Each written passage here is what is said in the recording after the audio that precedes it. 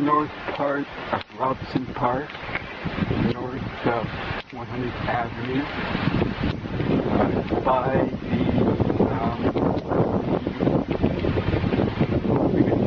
the school up there. So the fence here, kind of focusing on the fence.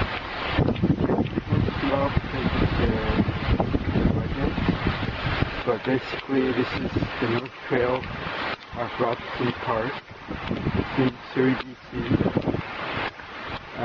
We're coming around to the ravine part. As you can tell, the waterfall there, caused by a log jam and the rock there to more flow. Can you see the expanse there? You can see a large boulder. Okay, hold up. I gotta go and get the focus back. There's a large boulder through in the right-hand corner. Probably part of the glacial till from, I forget the last ice age to come through here. Probably 250,000 years ago or more. So that's probably this boulder right here, this center frame, is probably part of that glacial till. Much of this area in Surrey is basically on a flat flood pan. And as the glaciers receded, the water level fell, and creeks and the like formed as a result. When you look at most of this land, it's organic material that accumulated on top of basically is floodplain clay. So usually if you dig a hole in this area, you go to clay first before you hit bedrock. And I forget what the elevation is, something like between about someplace 19 feet, I think it is. It might be 30 meters, it might be higher than that. But this place is all above sea level, of course. Nice walk. It's about, I think, a half mile. And then you come out over on, let's see, around about 102nd Avenue, I believe it is. We'll check on that when we get up to the hill there. I'll probably be recording this up to that point. But I've just crossed about 1/3 of the trail now by the time I got the camera up to take this video. So this would be like a monologue in a video, really boring, but you can see now that the creek has formed into a ravine here. It's pretty amazing. It's like if it were allowed in this park, people could camp down there because you got a flat area that's above the water level. But unfortunately, for most parks, after nightfall, you are at risk of being mugged by a transient or some other criminal act. Like, for example, drug addicts might come in here to come off their high, but they're still be psychotic and they might mug you for money. But that's not too common because of the way they did the Ministry of Addictions and Mental Health. Notice I said addictions and mental health because they're part of a dual diagnostic. If you've got a mental illness and we're self-medicating with illegal drugs, you'd be put in a pretty good program to get you off the drugs and possibly go to rehab and then go to a halfway home. Unfortunately, most of the halfway homes are not properly regulated in Surrey. I mean, like, well, this is an example outside of Surrey, but in North Delta, the last home I was at was rented out by a couple in their family to look after about 9 ex-addicts had gotten out of prison and out of rehab, and were there to basically get subsidized return to society as clean and sober men. Unfortunately, in Delta, Municipality of Delta has a rule that says that in a dwelling where there is rental units, there must be a family present who own the house, plus up to 2 tenants.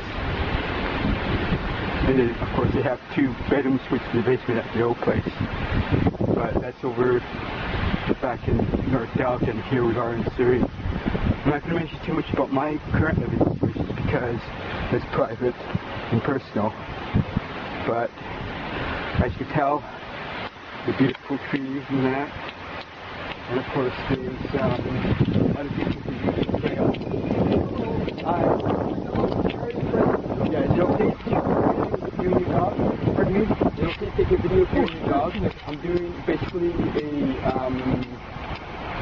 monologue about this north part of the trail, which is part of Robson Park. You do realize that this is still part of Robson Park? Oh yes, okay. I grew up here. And your name is? Bill Unrau. Bill Unrau. You've been here all your life? Well, not all. But most from 1937. That's pretty much all your life? I was 5 years old. That's pretty much all your life? Yes, sir. And your dog's name is? Brewster. Brewster. Brewster. He looks like a mixed breed. There seems to be some master. He's what they call a smooth collie. You know, Lassie is called a rough collie. He's a smooth collie. He's got long hair. Okay, my question is, why was the tail docked? I don't know why. Okay, that means you didn't own the dog previously. I didn't own. Okay. He was a little pup when I got him. Okay. The reason why they docked them is because they're lazy. The tail is long and it's got lots of hair on it. I know. And most people get lazy about that. That's the reason why they dock during winter. Yeah. And it's unnecessary and cruel. Oh, I know. I wish it was on. Oh, I used to have a dog similar to him, but he's very much like a border collie. Okay. That breed is very much like a border collie. Yeah, it's a sheep herding dog. Yeah, and they're very, very smart dogs. Yeah, they already have an innate instinct to herd. Yes, and if you put a ball underneath a Chesterfield, you'll get it. Most dogs go like this and try and reach it. Yeah. These dogs lay on their back and reach for it. They grab for it. Okay. They know how to do it. They know how to do it. Okay. Yeah. How is he when somebody comes rushing by? Does he try to give chase, or does he just basically? Well, just like he did to you. He ignores me. Well, you're no threat. Yeah. Okay. You're no threat. But if you were to start wrestling with me, then he would interfere. Yeah. Okay, that's usually protectiveness of most dogs. Yeah. And when my grandchildren are laying or are wanting to go down my stairway, he lays across the front of it. He gets protective. So that children can't go down. Yeah, he's like your gate stairs. That's right, like he's herding them. Yes. Very intelligent. And when I take my grandchildren for a walk with him, he won't let them go ahead of him. Oh, I wouldn't either. He keeps going on front of them. Yes, that's part of herding. That's herding. Yeah, that's herding them. See? Yeah, very much so. Yeah. How is he with wildlife like geese and large birds? He chases them. Yeah, that's normal for a dog. He chases them, and he's killed 2 rabbits. That's no problem. That gives you rabbit meat to stew. Yes. Right. See, that's why he broke it right here. Yeah. I got to tell you about that because in Delta by the municipal hall in Ladner, they're taking the rabbits and chopping them. They neuter them and they're going to introduce them to another park that's just north that location. Yes, right. But I don't think that's right. I think what they should do is just like what they do with wolves and other creatures where they like deer, where they do with cow. They should kill some of the rabbits and introduce it into the meat market. That's right. Because rabbits, rabbit's good to eat. You know, it's like chicken. Yes. But what are they doing? They're making them neuter to control the population. Yeah, they're just still running around. They run around until they die, and that's it. And they basically and they get old and get disease. Yeah, but these are like pet rabbits that people threw away. That's right. Yeah. Anyways, nice meeting you. Your name again was? Bill Unrau. Bill Unrau. Just think of UNRRA, United Nations Rehabilitation Association. UNRUA. No, UNRAU. Now, it's a very generous name, and this will help you remember it. It starts with U and ends with U. Yeah, that's a German name. That's a German name. It's actually minus half Dutch and half Austrian. Okay. Nice meeting you, Bill. Nice meeting you too, my friend. Yeah, hope to see you around. My name is Stephen, by the way. Please meet you. Anyways, that was one of the citizens of Surrey. As you said, he's been here since 1939. He was 5 then, so he was born about 1934.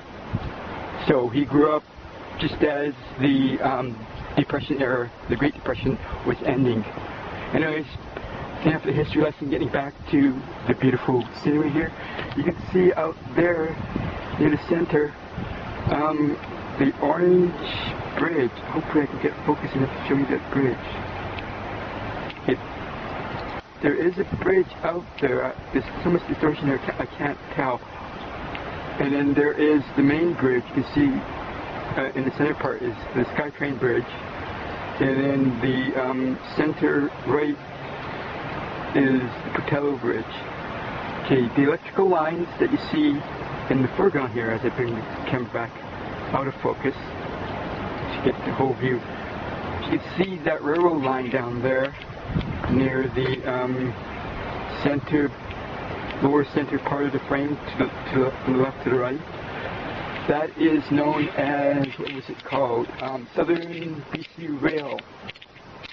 And it is part of the old railroad way that formed part of the commuter train in the old days, prior to the 1960s, I believe. He used to have a commuter rail that came up from Vancouver, came on this side over the Patello crossing for the trains, and it used to go to places like whistle stops at Newton, all the way to Cloverdale.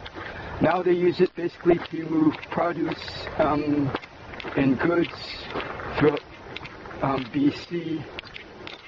Southern BC Railway is actually now owned by Washcorp from, I believe it's Montana is where the headquarters is. Washcorp itself is owned by Dennis Washington, a big business magnate who basically has bought up part of the harbor. The tugboats in the harbor are owned by him. All the companies are owned by him. And basically he makes money that way. He's competing with our local billionaire, who's the 3rd richest guy in Canada, Jimmy Pattison. But Jimmy Pattison is a sneaky devil because I believe he moved to Alberta to get a tax break. And most of his companies in BC are pretty much, the taxes are paid by the guys that work at it, or who, I guess they lease his name in that and pay him a bundle. But he gets away with a lot of taxes. Anyways, enough of the politics there. As you can tell, we're at 124th Street and 102nd Avenue. And this is at the end of the tour of the North Trail off Robson Park in Surrey, BC. That's it.